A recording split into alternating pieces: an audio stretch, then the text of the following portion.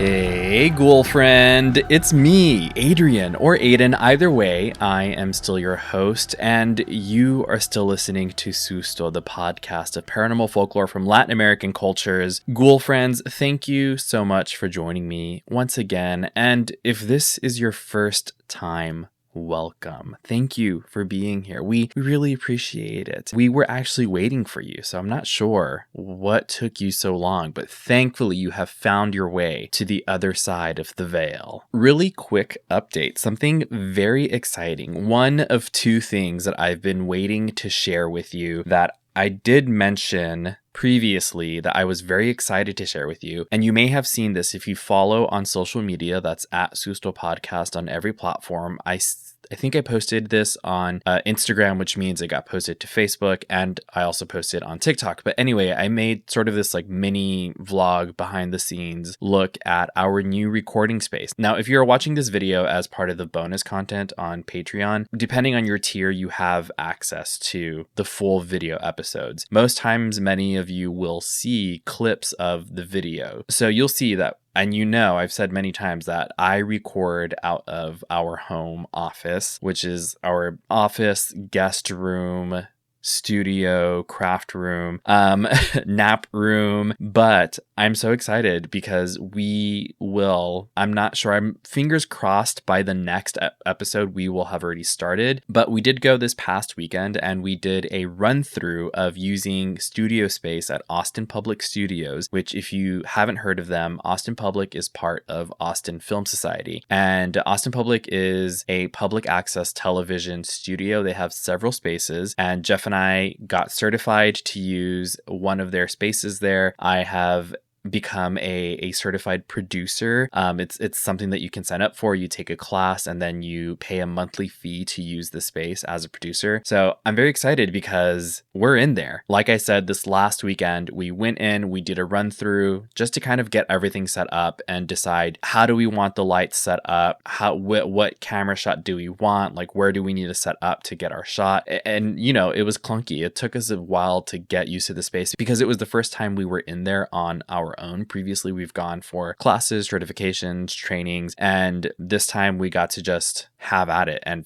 figure out what the setup's going to be. Of course, y'all know I'm a Virgo rising, so I wasn't just going to go in there and say, all right, let's make an episode now. No, we have to have a rehearsal. We have to have a run through, and I'm so glad we did. I'm so excited. Honestly, it made me really giddy. This feels like the next evolution of the show. I know I'm constantly saying that, but that's because I'm constantly trying to grow the show and evolve it and make it better and more engaging for you all. So again, I'm very excited about this space. I feel like there is more opportunity because, you know, as much as I love our guest room, office, studio, nap room, there are some limitations, specifically with light and sound. You know, I have these this is an extra one. I have these small little lights that I'm showing on camera that I use to light myself. I have my webcam, some like mood lights that I was gifted. You know, I make it happen, right? You know, I am very lucky to have some of these things that were gifted to me. I've been able to find resources. Anyway, all that to say, this place is legit. It is a full studio setup. There are like grid lights on the ceiling. It reminds me of being in theater in high school. The cameras are like television set camera quality. I'm so excited for not only to produce typical episodes that we normally do in that setting, but also for, I think, the freedom it's going to give me to do other things. I'm hoping, fingers crossed, that I'll be able to get more guests in person on the show because, you know, I can't really have, I could have a guest in here. Poor Veronique Medrano. Thank you, Diva, for being a sport and coming to my apartment to record that episode that we did here. But, you know, now we have this amazing space where it would be so much more comfortable, so much more fun to bring in people. So we'll see. Listen, if you want to be on the pod, if you got something spooky to promote, we love authors here at Susto. Anything related, if you got scary stories, hit me up, especially if you are in Austin, so that we can figure something out, because I want to use this space to its full potential. So that really was the only update that I had for you today, and I could talk about it at length because, like I said, I'm so excited. So many opportunities with this new space, not only just improving the quality of the regular episodes, but I'll leave it at that. Again, if you haven't seen that vlog behind the scenes video I posted it on Instagram and TikTok. That's at Susto Podcast on every platform. And you can see some quick clips that I got from there. There's going to be a teleprompter, you guys. I get to use a teleprompter. I definitely am going to be doing those TikTok teleprompter tests that people post. I should make my own video of one of like going through it. Anyway, I'll just leave that there. I'm so excited. As always, please continue to send in your letters from the beyond using the submit story button on my website. There's also a link for it in the description of this episode. As always, it doesn't have to be just a written story. You can send in a photo, a video, an EVP if you happen to capture anything that you think I can share on a Letters from the Beyond episode or on social media. Please send those in. Also, you can support the show, as always, you already know, by interacting with it wherever you are listening, by leaving positive ratings and reviews and comments like this one from JGJ on the Invunche episode. JGJ simply said, Valley Girl. And you know what? Valley Ghoul. That is Valley Ghoul to you. That's so funny. I am very much a proud Valley Ghoul. So it's not a secret. I'm like, can you tell? Can you hear that I'm from the Valley when I speak? I wouldn't mind. I wouldn't care. I know people get worried about it, but I'm like, but I am from there. Anyway, JGJ, maybe you're also a Valley girl. What's up, homie? That is about all that I have for you. We're going to go ahead and get started with tonight's story, which is about the Yohualtepoztli, also known as the Night Hatchet.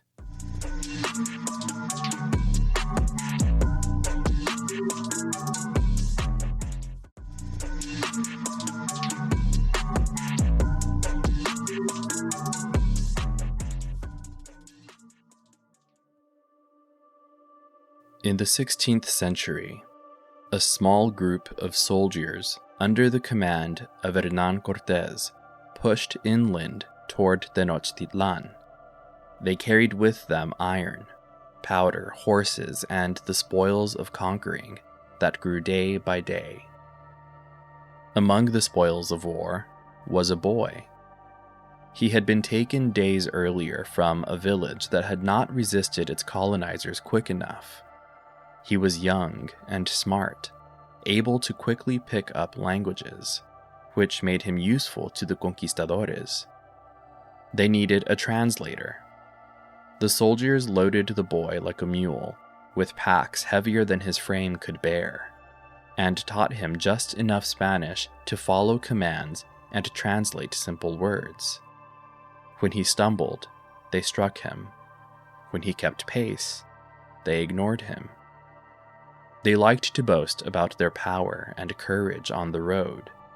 When the path narrowed and the trees closed overhead, one man shot a musket straight up into the green canopy.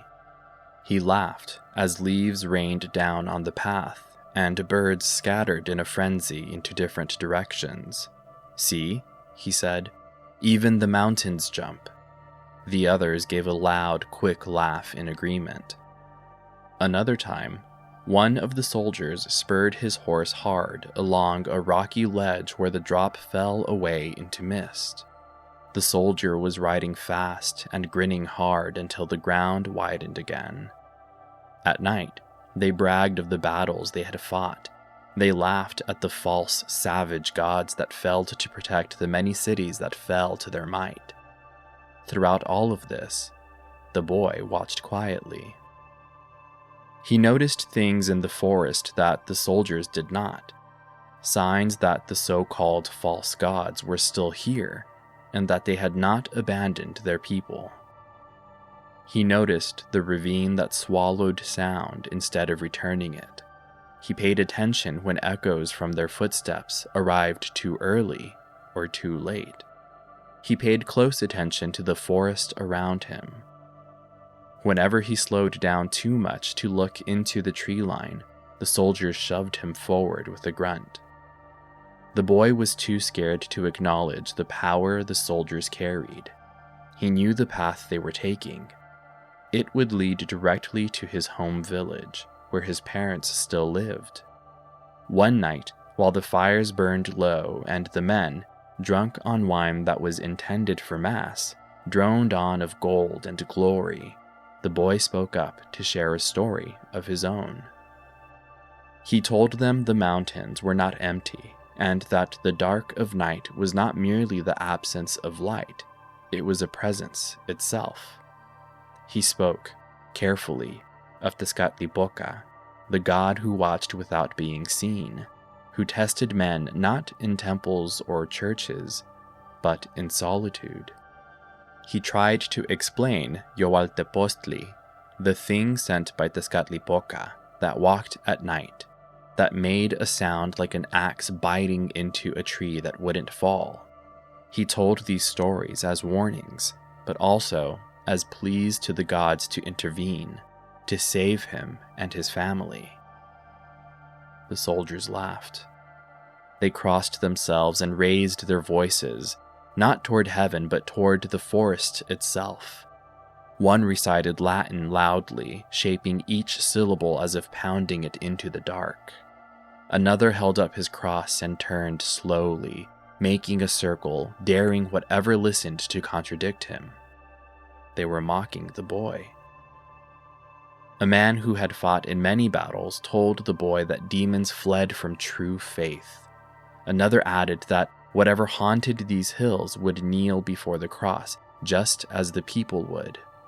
Their laughter grew louder after that. The boy said nothing more. They made camp in the foothills, where the trees grew thick and the ground held the day's warmth long after the sun retreated. There was a peculiar atmosphere this evening. Even the horses were restless and kept stamping at the shadows between the trees surrounding their camp. The boy fell asleep at the edge of the camp, forced far from the safety of the fire that the soldiers hugged close to. The boy heard it first. A hollow thud in the distance. Then again. He stiffened where he sat, a bundle of gear still slung across his shoulders. His eyes moved toward the tree line, though he did not yet turn his head. Another thud, but much closer this time. One of the soldiers stirred and frowned. "Did you hear that?" The sound cut him off, sharper now, as though an invisible axe had struck just beyond the firelight. Several men stood at once. Their hands moved to the hilts of their swords and the stocks of muskets. The leader muttered about woodcutters or tricks of the terrain, though there were no settlements for days in any direction. The boy spoke quietly. "No wood," he said. "No man." A pause. Then some of the men laughed, but now their guffaws felt forced. One of the men seized a burning branch and stepped beyond the fire's edge, holding it out like an offering or a dare. "If your spirit wants us," he called into the dark, "let it face us." The night did not answer for a moment.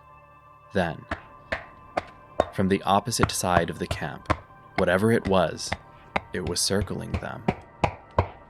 The horses began to let out distressed whinnies. One tore free of its tether and bolted into the chaparral, vanishing into brush that should not have been thick enough to hide it.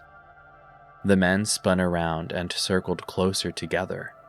They pressed their bodies together as they lifted their weapons and shouted into the forest. The boy did not move from his place at the edge of the camp.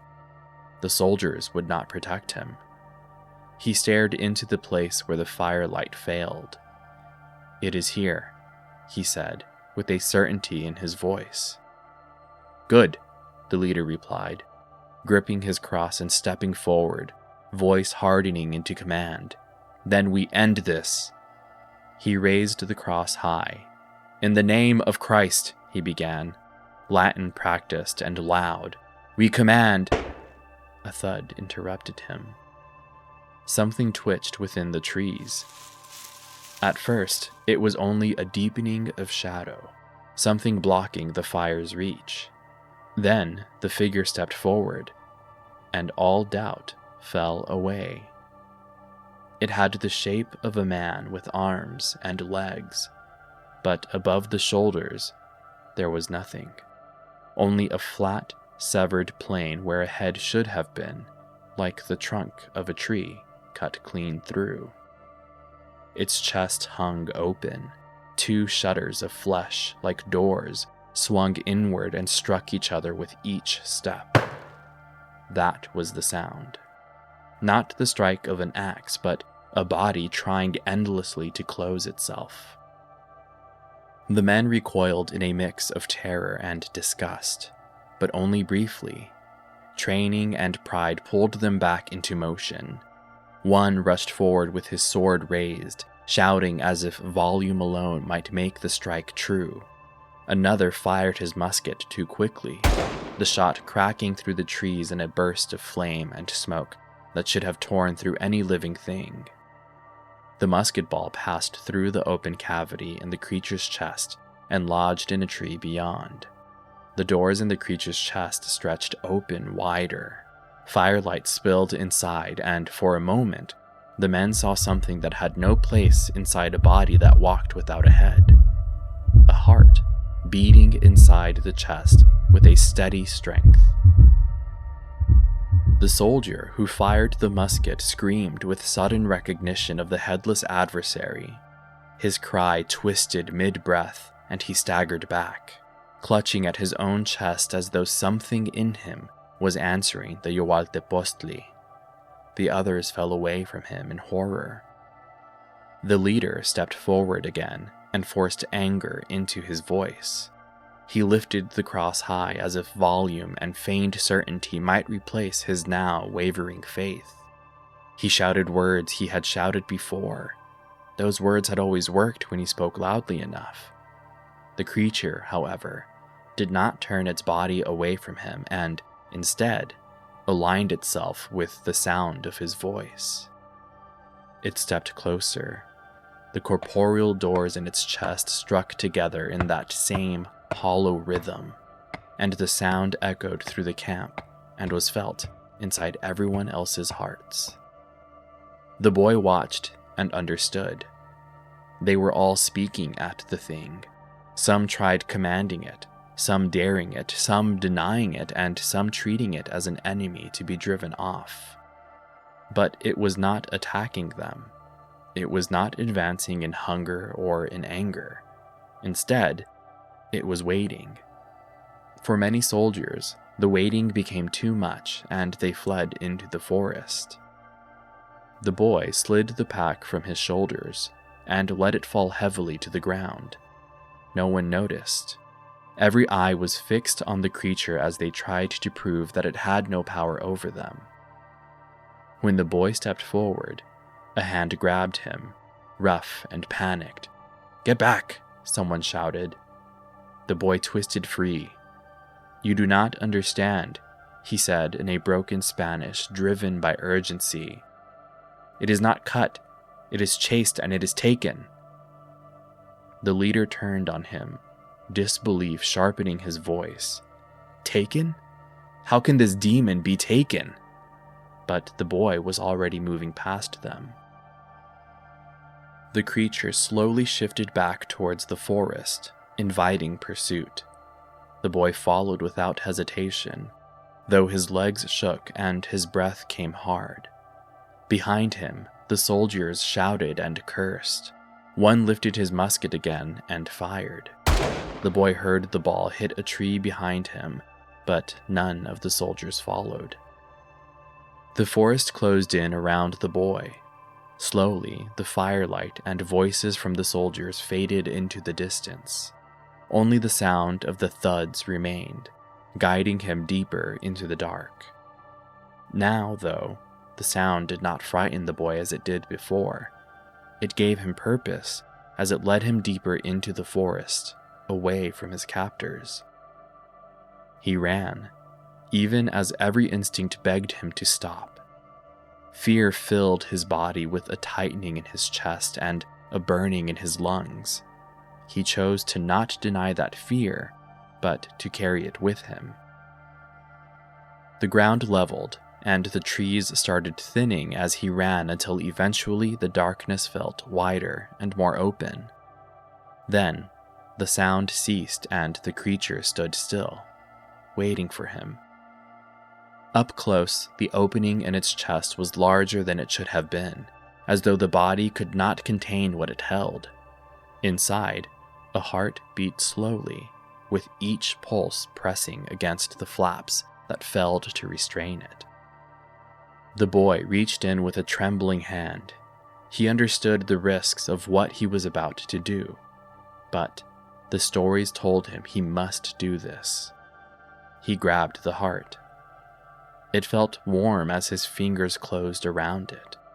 The moment he made contact, a gust of wind rushed towards him and it felt like the world had cracked open.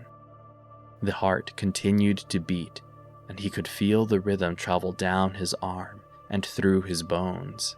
His own heart slowed to match the pulse.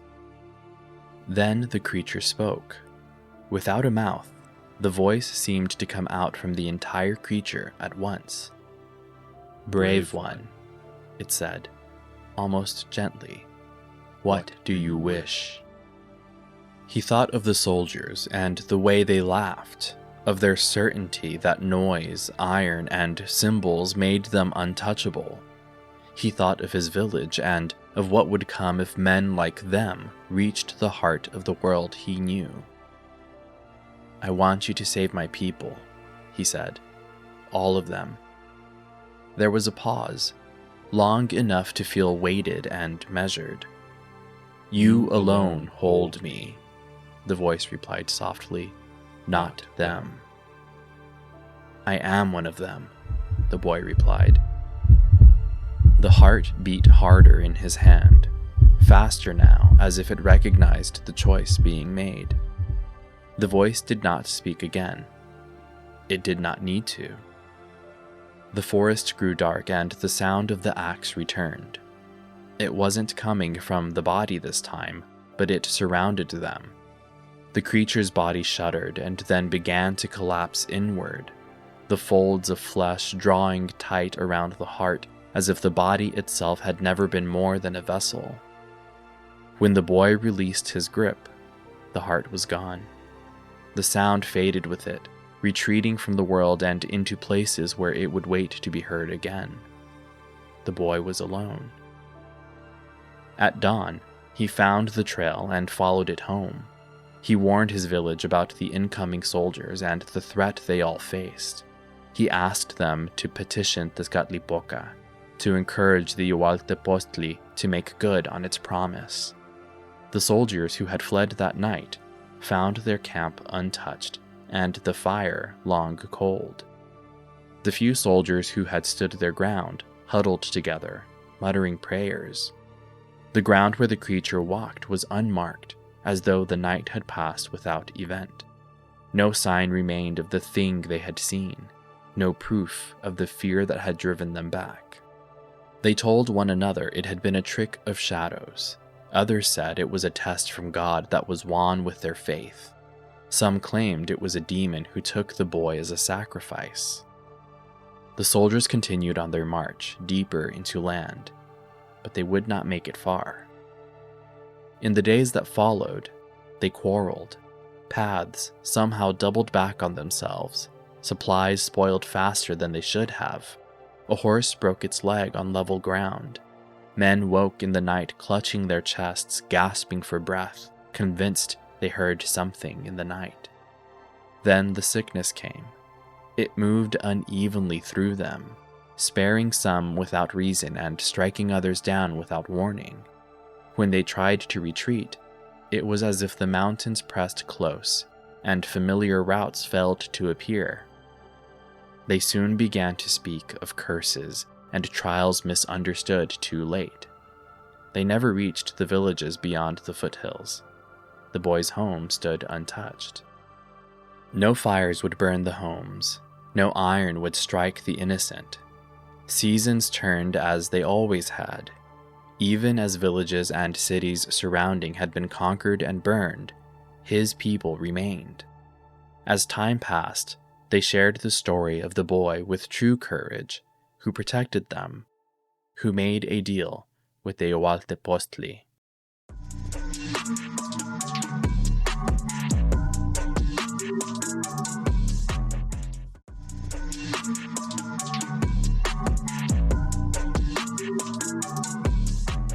Welcome back, Wolf friends. First off, to listen to early and ad-free episodes, you can visit sustoplus.com or by going to my website and clicking the bonus content button at the navigation bar on top, just if you feel like doing that and skipping the ads. We're going to go ahead and get to the sources that we have here. The first one is from a website called abookofcreatures.com. And as always, the direct links are included in the Susto Google Docs on that bonus content on Patreon as well. So this creature, this entity, there's two spellings for it. There's several, but the two main ones that I saw for the Yohualtepoztli, and yes, I did have to practice saying Tezcatlipoca and Yohualtepoztli and Tenochtitlan and all those words. I had to practice saying them so close to each other because my tongue is not used to moving that way. Speaking of colonizers, but again, this first one, A Book of Creatures, and the variations here are Yohualtepoztli with a U instead of an O, Yohualtepoztli, which is the spelling we went for with this, the Hatchet Nocturna, the Night Axe, the Night Hatchet. I think those are it. Yeah, it's those variations, but Yohualtepoztli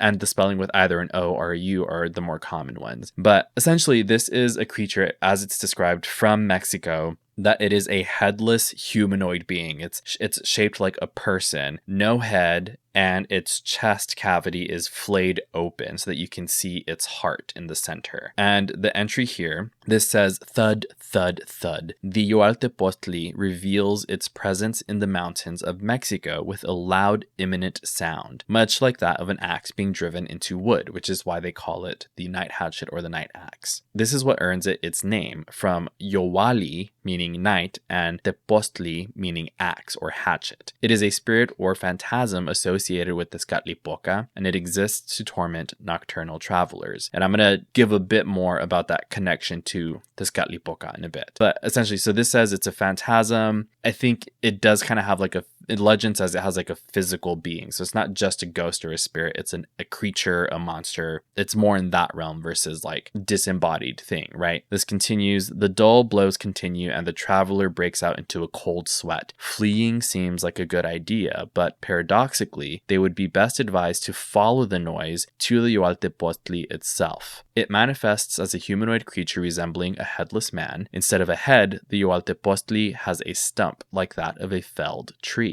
The chest cavity is open and hollow, and the heart is visible inside, and framed on both sides by what looks like a small hinged doors. The doors flap loosely as the Yohualtepoztli moves, and their impact against each other causes the dull thuds. So I don't know if this is shaped like a person, right? Some depictions, some drawings show it as like fleshy, and some drawings show it as like wooden, right? And that's why it makes that thudding sound. So I'm like, is this kind of like a scary Pinocchio almost? Like, really fucked up Pinocchio? I don't know. With its chest cavity opening and closing. That's kind of what I thought of, right? But either way, this says, priests, warriors, and other fearless people should immediately grab the Yohualtepoztli's heart and hold it tight, threatening to tear it out. This creature, this entity, its lore is so interesting to me. Like the story surrounding it, what you're supposed to do, what you're not supposed to do, how to like deal with it, whatever. Anyway, it says that you should immediately grab its heart, reach into its cavity, threatening to tear it out. The creature can be asked for fame, glory, riches, strength, and other gifts. It will offer an agave thorn in return for its freedom, but it should not be released until 3 or 4 thorns have been gifted. In turn, those agave thorns guarantee the capture of as many prisoners of war and therefore of as much fame, glory, riches, and strength. I will say,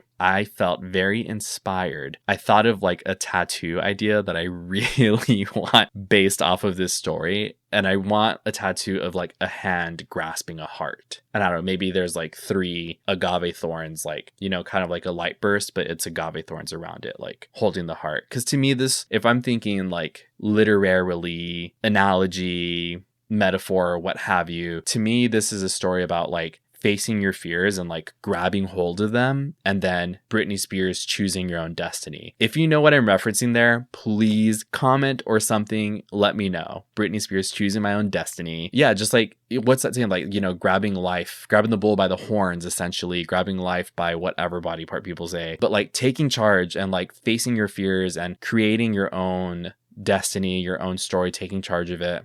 Because when you do take charge of it, a lot of time people say, you know, like when you face those fears and when you take charge of your life, life seems to like grant you the things that you want, right? So that's, to me, that's what this is a metaphor for. So I don't know, when we were putting the story together, I was like, I think that'd be a really cool tattoo idea. A heart, hand grasping a heart, like squeezing it hardcore, and then maybe some agave thorns around it. Anyway, this wraps up. Holding on to a Yohualtepoztli's heart is a harrowing experience. Less brave people may immediately pull out the heart without bargaining and run home. If this happens, the heart should be wrapped up in cloth and left overnight. By morning, if the heart has transformed into agave thorns, burred down, it's like feathers, or cotton, then it is a good omen. If coal or rags are left instead, then bad luck is sure to follow. But for those cowards who fear the Yohualtepoztli and dare not approach, there are no rewards. They will flee in terror at the sound of the night hatchet, and misfortune will befall them. So this takes that metaphor even further, right? And it says you need to face your fears, because if you don't, then there's misfortune that awaits you for not facing them, right? But I like how it goes even further, and it says, you know, it's not as simple as like, oh, well, yeah, no, I'm just going to grab the heart because that's what you're supposed to do, right? It says it's a harrowing experience. So maybe this creature can make you feel fear. It is fear itself. And so it is reaching, it's not as simple as reaching for it. That act itself is scary. It's hard to do. But that's why there is such reward for it, right? I don't know. That seemed really interesting to me. I was like, wow, that's really cool. I like this idea, this story. I'm very into. That's also kind of part of why I have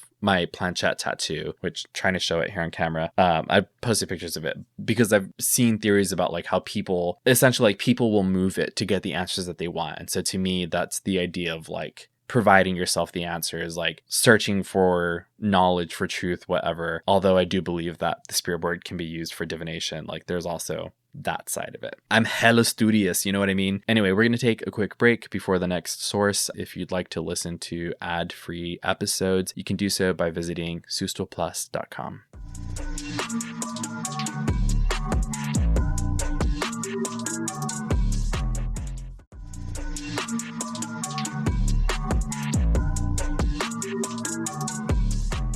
Welcome back, cool friends. So this next one is from a journal. This is the Journal of American Folklore, Volume 8. And the entry in the journal is A Note on Ancient Mexican Folklore. And this is like an archive. It's an academic source. It's from archive.org. I think it's a JSTOR source. But anyway, if you look that up, A Note on Ancient Mexican Folklore by Nutali Zelia. And this is page... Okay, yeah, so it's page 121. Sorry, that took me a while to find it, but I want to read an entry from this. It says, thus, while the apparition of a phantasm betokened death and misfortune to the timid, it offered the brave an opportunity for procuring supernatural favors. The strangest of all the phantasms described is perhaps the Yohualtepoztli, literally, quote, the night hatchet or axe, manifested itself by causing loud intermittent sounds resembling those produced by the blows of an axe in splitting wood. These ominous sounds were audible at dead of night in the mountains and inspired terror, for they were said to be illusions produced by Tezcatlipoca in order to frighten and mock those who were out in the dark. When a brave man heard them, instead of taking to flight, he followed the sound of the blows, and as soon as he perceived a semblance to a human figure, he quickly ran towards it and seized it firmly. But it was not easy to do so, for the phantom ran to and fro for a long time. So in this entry, they say that you have to chase it. I've heard other versions where it will chase you until you decide, actually, I'm going to face this thing and go for the heart. And in this version, it's saying you see it out there. It's scary, but you got to chase it yourself, right? It says, at last, it pretended to be worn out and stood still, waiting for its pursuer, who perceived that the specter bore the semblance of a man without a head. Its neck was like a trunk of a tree that had been cut, and its chest was wide open and had at each side what was like a small swinging door that opened and shut as the phantom ran. When these doors closed and met, they produced the strange sounds like hollow blows. Now, if the man in pursuit was a brave warrior or priest, he looked into the opening, and perceiving the heart of the phantom, introduced his hand and seized it as though he would tear it out. This mentions, first of all, it's saying it's all men. Ladies, go rip hearts out. Do not let these historical writings stop you. I think anybody can do this. That being said, it also says that if it's a warrior or a priest. It's always a warrior or a priest pursuing them. And I guess you can use that slowly. You can, identify as a warrior, someone who has had to fight, But I think in a lot of these writings, they're referencing literal warriors or priests. But again, who's writing these? Probably Tezcatlipoca is writing the rules, right? But rules are meant to be broken. I think you don't have to be a priest or a warrior. If you ever encounter the Yohualtepoztli, go for it. Anyway, this says that the warrior, the priest, would grab the heart, threaten to tear it out.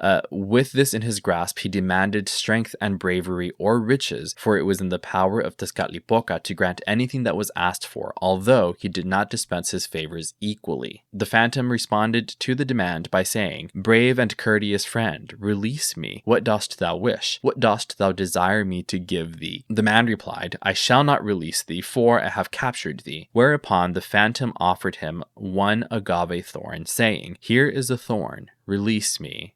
I don't know why that's so funny to me. It's a crystal, nothing more. But he who grasped the phantom, if sufficiently brave, did not content himself with one, but only relinquished his hold when he had obtained 3 or 4 of these gifts. These ensured his capturing as many prisoners in war, and since military honors depended upon the taking of prisoners, the man thus secured for himself and gained from the phantom future honors, riches, and the insignia of brave warriors. What would you ask for? I mean, definitely I would ask for okay, if I had, let's say I got the maximum 4 thorns, I would ask for, okay, there's different ways you can go for this.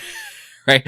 Okay, if I was let's say the world was not a complete shit show, and who knows how much power the Yohualtepoztli has and Tezcatlipoca has as well, right? Even though Tezcatlipoca is the god of gods. But if they had unlimited power, obviously I'd be we are ending true pageant answers. We're ending world hunger, world peace. And I feel like those would be the two, right? World hunger and world peace. And world hunger, grant us world peace. And then I would want endless amounts of money to do whatever I wanted, to help whoever I wanted, and to be happy with all of that, right? That's 4, right? I think that's fair. I think that covers everything, right?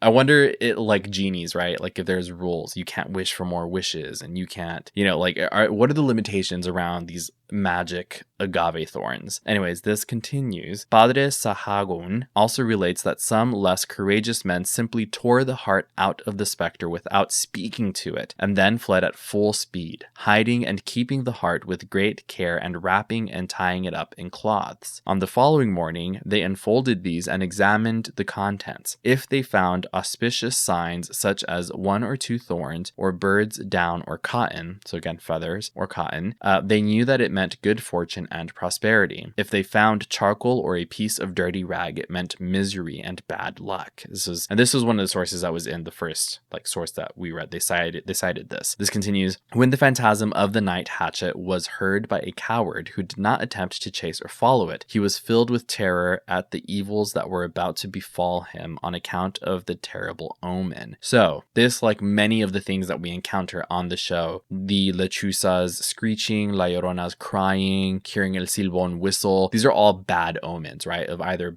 of misfortune or even death. And so this is similar, except with this one, this has a very clear solution to undoing the bad misfortune. It's not even if you hear this thing, you're screwed. It's if you hear it, go get it and undo your bad luck. And as a matter of fact, full 180, get good luck, get some magical agave thorn, some wishes, right? This goes on to talk more about Tezcatlipoca and kind of other things about that. But I just thought it was so interesting to see this covered in this journal, in this entry, a note on ancient Mexican folklore. And again, Journal of American Folklore, I will be looking for a printed copy of this, if not just reading the rest of this, because it's available online. So check that out. Okay, we're going to take one more quick break before the next source.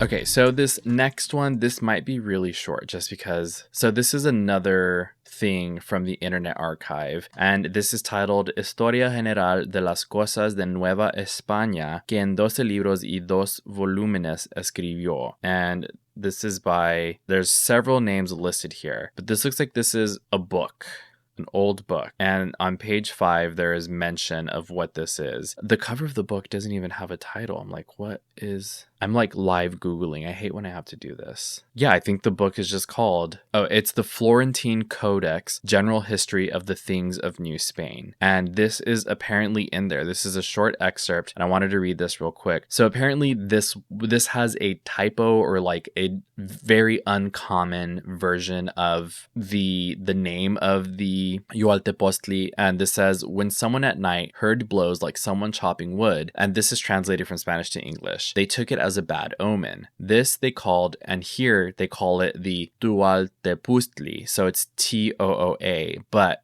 usually the other spellings are Yohua.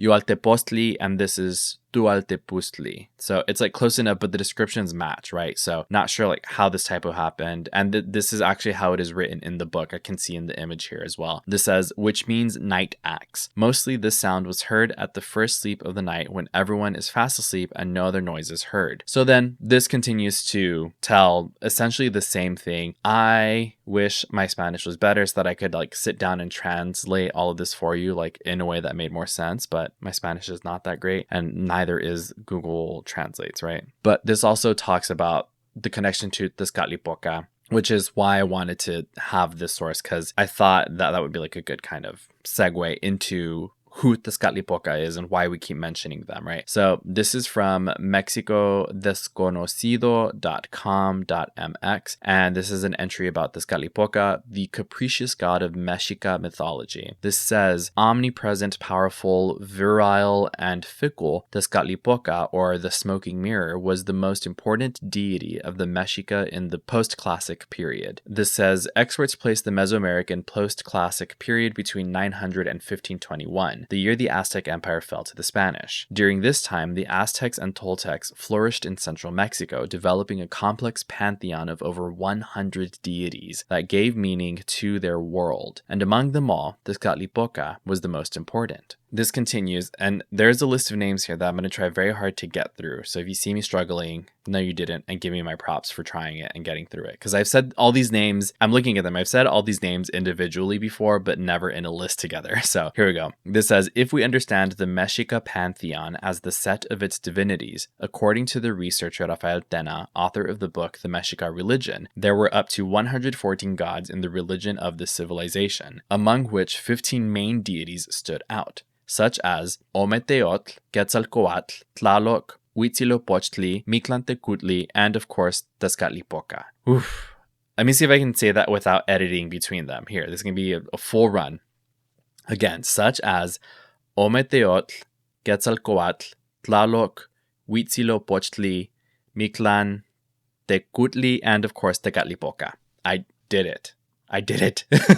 This continues, Tezcatlipoca, the god who is located at the top of the hierarchy. Likewise, and let me just say this here. I am not a historian. I try to educate myself. I'm sharing with you information. I've said this before. I'm sharing with you information that I am finding online. So the accuracy about this, I am taking this at its face value. This looks like a reputable enough source. So if any of this is inaccurate, please feel free to share with me or correct me and say, hey, actually, no, you can find different, more accurate information over here if you look this way. Don't be mean to me, please. I'm trying. This says, likewise, according to pre-Hispanic mythology, Tezcatlipoca could not be understood without Quetzalcoatl, the feathered serpent, as they formed a duality and were simultaneously antagonistic. The former symbolized the night sky and war, among many other things, while the latter was seen as the god of light, fertility, and wisdom. So that would be, Quetzalcoatl would be the god of light, fertility, and wisdom, the feathered serpent. For this reason, Quetzalcoatl is also known as white Tezcatlipoca, and Tezcatlipoca's color is black. So there's that balance, that yin and that yang, right? This talks about the smoking mirror, right? It says Tezcatlipoca comes from the Nahuatl word meaning the smoking mirror, referring to the various depictions of him wearing obsidian mirrors on different parts of his body, such as his chest, headdress, or feet. It's important to remember that the Mexica believed these mirrors possessed divinatory powers, as we believe here. Mirrors are portals, right? And only this deity could bestow them upon the Tlatoanis, or the rulers. Furthermore, We can understand his significance by knowing that he was considered omnipresent, omnipotent, and omniscient. He was also the Lord of all things, of the invisible, providence, darkness, and the creator of heaven and earth. Curiously, however, despite his vast power, he was always depicted as young, associated with the jaguar. I really like the Tezcatlipoca the more I read about them. This says, it is striking that such a powerful god was portrayed as capricious and fickle, for just as he bestowed blessings, he also took them away at will, causing illness and problems of all kinds. For this reason, the Mexica both feared and revered him, as they considered themselves at the mercy of his ever-changing will. Finally, the complexity of this deity is evident in the large number of names he had. According to Doris Hayden, a prominent scholar of ancient Mexico, colonial chronicles contain up to 360 different ways of addressing Tezcatlipoca. He of many names, and the reason that I wanted to share about Tezcatlipoca is because I don't think it's come up yet in these sources. It may come up in the next source, but basically the Yohualtepoztli, it gets its power to grant wishes through Tezcatlipoca. It is a manifestation of sorts of Tezcatlipoca. It is a creation of Tezcatlipoca. And so for whatever reason, Tezcatlipoca created this thing, manifests as a Yohualtepoztli. And that's why a Yohualtepoztli has power, right? Its power is granted through Tezcatlipoca. And like it mentioned here, he's fickle. He can either grant you your wishes or he can cause you misfortune. And so I guess this is a test of whether or not you are worthy of receiving Tezcatlipoca's blessings by way of the Yohualtepoztli, which I think is really cool. Okay, we're going to move on to the next source after this break.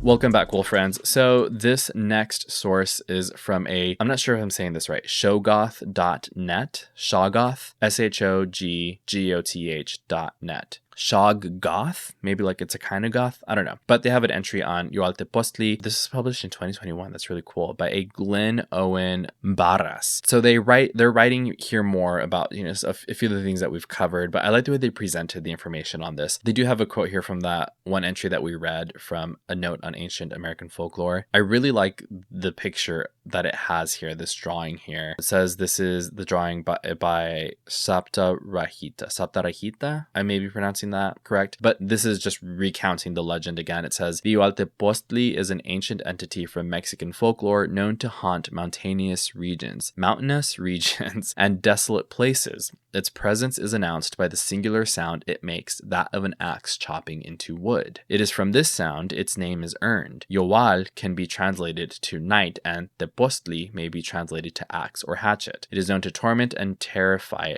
unwary travelers, mostly at night. So this is another way that it is encountered.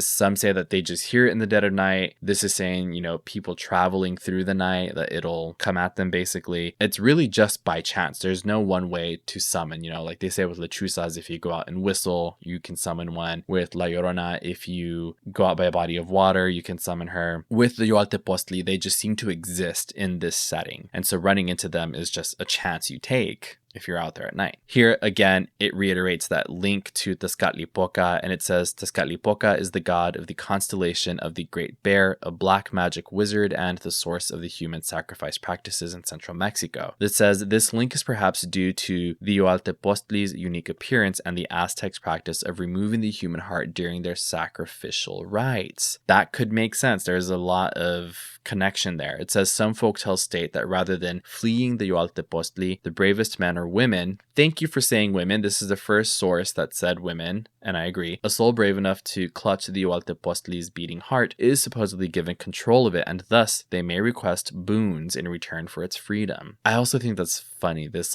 really powerful thing that can grant you wishes is also please let go of my heart. Thank you. This continues. Magical agave thorns are said to be offered in exchange for releasing it, these gifting the owners special powers and untold riches. The removal of the heart without making a bargain is said to render the Yohualtepoztli inert, at least temporarily, which I thought also was interesting. I think I already spoke about it in one of the previous sources, how you have the option to run off with its heart, and that's you're kind of gambling, right? Whether or not you're going to get blessings or misfortune. So I don't know. I'm really into that detail. Like you get to, again, Britney Spears, I choose my own destiny. If you all get that, please let me know. This continues. In reality, the Yohualtepoztli is an ancient creation of the elder things. I'm assuming they mean it's a creation of Tezcatlipoca, right? We just made that connection to it. It is a leftover experiment in creating a Shoggoth-like automation. Okay, now I need to know what a Shoggoth is, or a Shoggoth. So on Wiki, the quick wiki result that came up says a Shoggoth or a Shoggoth is a fictional character in the Cthulhu mythos. The beings were mentioned in passing in H.P. Lovecraft's sonnet cycle fungi from Yuggoth and later mentioned in other works before being described in detail in his novella At the Mountains of Madness. They are fictional amorphous cosmic entities. I can definitely see the argument for a connection to that right there. With that being said, we're going to move on to our final source here. And this one is from a Facebook post. It's really quick, but the art here is so cool. It's depicting the Yohualtepoztli as more human than tree, but it is like, it's all white, super white pale skin with red vertical stripes going along its body, and it's naked, so you can see genitals in this photo, but it's showing a warrior reaching into its chest. I think this depiction is really cool, and it has thorns in one of its hands, like I guess ready to hand them over. This is from an artist called Corazon Mexica, and I will be posting their depiction of the Yohualtepoztli. This is what gave me the idea of that tattoo, is because in the Facebook post that they have here, it's like several, it's the painting, and then there's like close-ups on details of it, and one of them is showing a close-up of the hand and the heart, and I was like, oh, that'd be such a cool tattoo. Yeah, it's Mi Corazon Mexica. They have an Etsy. It's micorazonmexica.etsy.com. I will tag them when I post the photo as I can, and I'll put links in the description of the episode as well, because this painting is so cool. So this entry, and it's also written, this is from Mi Corazon Mexica's page on Facebook, and they wrote here in October of 2022, Yohualtepoztli, the Night Hatchet, is a manifestation of Tezcatlipoca, the lord of the whims of fate. He appears as a headless man whose chest is open in a gaping wound, revealing his beating heart. The gash in his chest opens and snaps shut, causing a loud booming sound like a woodman chopping a tree. With this sound, he announces his presence. When a young warrior who was stout of heart heard this sound reverberating across the forest at night, he would race after it. Yohualtepoztli would flee, leading the young man running across ravines, forests, and cliffs until exhausted. Yohualtepoztli would turn to face him. If the young man was brave enough, he would reach into his chest and grab his heart. Yohualtepoztli would cry out to him, "Release my heart," and struggle violently against him. He would offer him a thorn and then another and another, for as long as the youth was able to struggle against him with his hand on his heart. When at last he was thrown off, he would go home, the thorns in his hand, and place them on his altar. For each thorn given to him by Yohualtepoztli, he would capture one enemy in battle, thus securing his destiny as a great warrior who would grow powerful and wealthy. To the Chiapanecos in southern Mexico, Yohualtepoztli is known as the Buen Amigo, the good friend. He is a protector of the beasts of the forest, in particular of the deer, who sleep in his house. His house being the forest, right?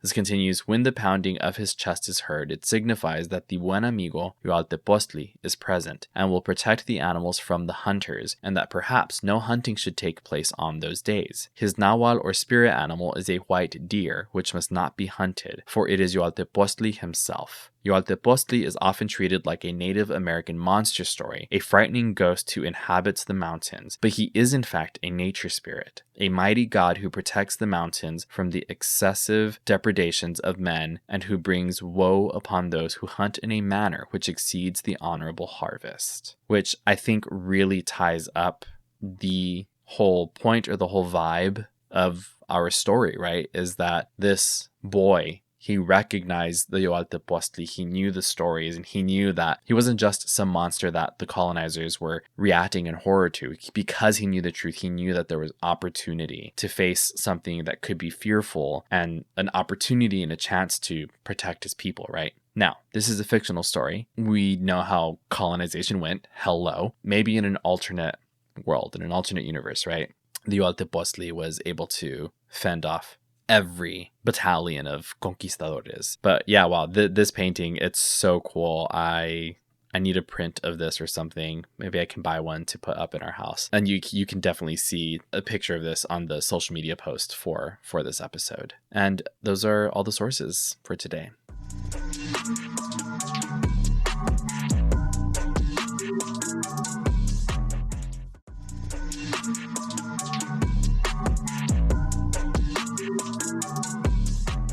Welcome back, Ghoul friends. Thank you so much for joining me for today's episode. I also forgot earlier in the introduction to remind you all that book club discussion, April's book discussion, is happening this Saturday on May 2nd at 12 p.m. Central. I posted about that on social media, so please make sure that you RSVP using the link in my link tree or in the episode description below. As always, you can sign up for early and ad-free episodes and other bonus content by clicking the bonus content button on my website. That's www.sustopodcast.com, or by visiting sustoplus.com. No W's, just sustoplus.com. I'm trying to figure out how to redirect all the things, right? This is only the second domain I've ever tried to set up. So for now, sustoplus.com for all the extra stuff. And a big thank you to this episode's Patreon subscribers, my patron saints. And you are Liza, Rachel, Alejandra, Luther, April D, Josette, Mandy, Lori, Jeannie, Desiree C, Ashes, Neressa, Rachel A, Azucena, Marlene, Chata, Lainey, Desiree A, Ricardo, Vanessa, Maritza, Volatile Void, Mannermal, Iris, Flor, Selena, Nightingale, Clint, Rachel W, Armani, Bianca, and Jono. Thank you all so much. I really, truly do appreciate your support. It's helped me do things like find and pay for a studio that I can work out of, that I can make episodes out of, and make who knows what else. I'm so very excited to keep doing that. As always, you can support Susto by following along online at Susto Podcast on every social media platform, by engaging with the show wherever you are listening, leaving positive ratings and reviews, comments, sending in your letters, just listening to the show. Anyway, I'm so excited to start working out of there and showing you what we are able to create there. I will talk to you all in the next one, and until then,